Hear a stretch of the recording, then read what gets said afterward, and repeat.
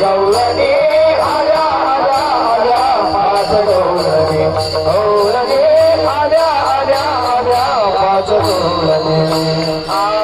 पहिली गवळण रंग सफेद तशी चंद्राची ज्योत गगनी चांदणी लखलखीत ऐका तिची मात मंथन करीत होती दारात धरुणी कृष्णाचा हात